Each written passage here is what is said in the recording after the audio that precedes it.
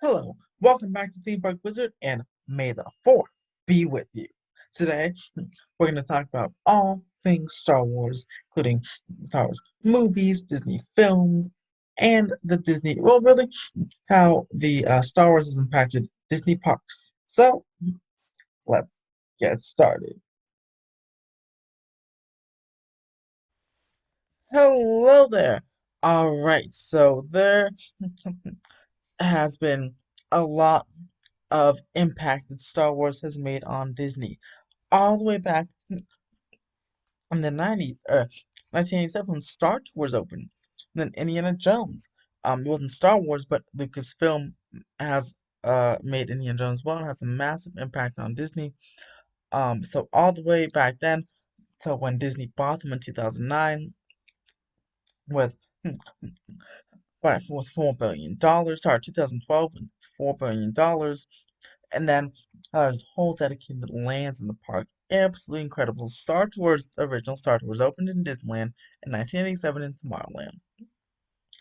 Also, the then there are Star Tours opened in Hollywood Studios. There's also now Star Tours all over the world, at Disney parks all over the world, and it was really the perfect kind of sci-fi fit to fit into Tomorrowland. It's again a motion simulator. It takes you through the original. The original took you through the original trilogy with Jonathan Vader and iconic characters as he boarded the Starspeeder 3000. It's been updated over the past 25 years with 25 plus years with new scenes, and it got rebranded to Star Tours: The Adventures Continue, and which include the prequel trilogy as well as the original trilogy, and now it has the sequel trilogy. So there's so many randomized and it's randomized adventures. There's so many adventures you can do. It's been a fan favorite for over those 25 years, 25 plus years, and it really is. It's been an iconic ride to the park. And so Disney and Star Wars have always had this kind of connection, this mutual connection. So in 2009, it made sense when George Lucas was selling his Star Wars land for Disney to buy it. And boy, did that open up lots of things. We immediately started working on Star Wars lands for Hollywood Studios and Disneyland. Um, they immediately set forth a sequel trilogy, started with The Force Awakens in 2015, The Last Jedi in 2017, and then 2019's The Rise of Skywalker, all of which officially from today are on Disney Plus for you to watch. Watch the entire Skywalker saga on Disney Plus, which is amazing. Have one place to watch all your Star Wars content, and then switch over tabs into one place to watch all your Marvel content as well. But Star Wars has spawned so many other like canon animated series that are canon, like the Clone Wars, which had its season finale I think yesterday on Disney Plus, season 7, and a whole bunch of shorts, um, different rides, Millennium Falcon Smuggler's Run, um, as well as Rise of the Resistance. They had a temporary Star Wars land and Tomorrowland from 2015 to like 2017 with or was it 2015? Yeah, I think it was 20. Yeah, Seasons of the Force with the Jedi Training Academy and Hyperspace Mountain, and of course Star Tours was already there, and they had Star Wars music. It was like a temporary Star Wars land, and it made a massive impact on the parks. They have Star Wars as integrated into their music loop on the Disneyland Espionage. I'll link that my video of the or my recording of the Disneyland Espionage music loop above if you want to listen to all that.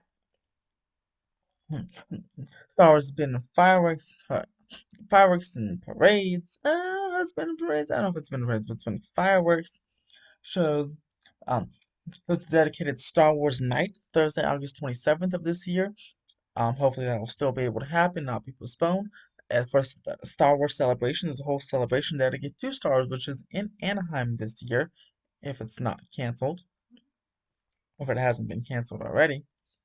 Um, so it's a massive pop culture icon Star Wars has been, and the iconic phrase "May the Force be with you" has carried over to today. May the Fourth be with you. And obviously, I don't think George Lucas didn't think that was intentional, but the fans really created it. It makes sense, and it's a great thing. It's really one of those franchises like Marvel that brings everybody together. Well, not everybody. There's Star Wars is pretty divisive, especially with the Last Jedi. I particularly hated the Last Jedi, but there's some people who love the Last Jedi. But it still brings a whole bunch of a massive fan base together for the most part. Stuff like The Mandalorian. When they Star Wars gets it right, stuff like The Mandalorian brings a massive fan base together.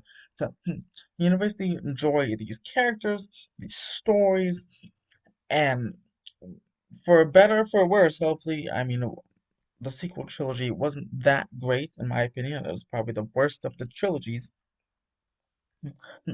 But for better or for worse, Disney will continue to make Star Wars content. I think again, The Mandalorian is near perfect. I'm excited to watch the Mandalorian documentary um, today as well. Let me know if you like to if you would like me to review that on this channel. If you do, comment below, and I will for sure do that. But I'm gonna watch it on Disney Plus today. I think they released 2 episodes, and it's gonna be a weekly thing, like The Mandalorian was. And there'll be, of course, Mandalorian Season 2, October 2020. I'm super excited for that. I'll be reviewing that when that comes out. Um, and I'm excited. It's been announced that Taika Waititi, the Thor, the Ragnarok and Thor Love and Thunder director, will be working on a new Star Wars movie in the future, in the very near future, was announced today on Star Wars Day, of course. So that'll be exciting. I love anything Taika Waititi touches. He literally turns it to gold. I haven't seen Jojo Rabbit, but I know it won an award. So, but let me know your thoughts on what I don't know what's gonna be about, but let me know your thoughts on what it could be below. But yes, anyway, Star Wars has had such an impact on Disney parks and will continue to have an impact on Disney parks. It's having its own land again coming to Paris and potential expansions, a third attraction later on down the line in Star Wars Galaxy's Edge for Disneyland and Disney World, and potentially a sit-down live entertainment restaurant coming. There's a lot of stuff coming, Star Wars related to the parks, and I'm still waiting for the Star Wars drone show or parade or anything with Star Wars entertainment industry besides fireworks. It's very interesting that Marvel or Star Wars hasn't really had a big entertainment presence in the parks, like parades and such with fireworks. Very interesting. At least here in Disneyland Resort. I'm not entirely sure what at Disney World or the rest of the world. The at Disneyland Resort definitely hasn't had a big entertainment presence. Well, anyway, that anyway, I hope it has an entertainment presence.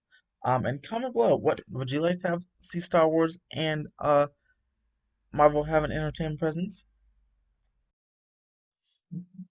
And those are all the ways the Disney parks have been impacted by Star Wars attractions long before Disney bought Lucasfilm. And Star Wars has its own land now, as you can see right behind me. And of course, Star Wars will have a lasting impact on the world, and more attractions come in Paris, and I'm sure more of the international parks, and a potential third attraction in Galaxy's Edge later on this decade or next. So, we'll be stay tuned for that, and say thank you to Star Wars. Again, happy May the 4th. May the 4th be with you.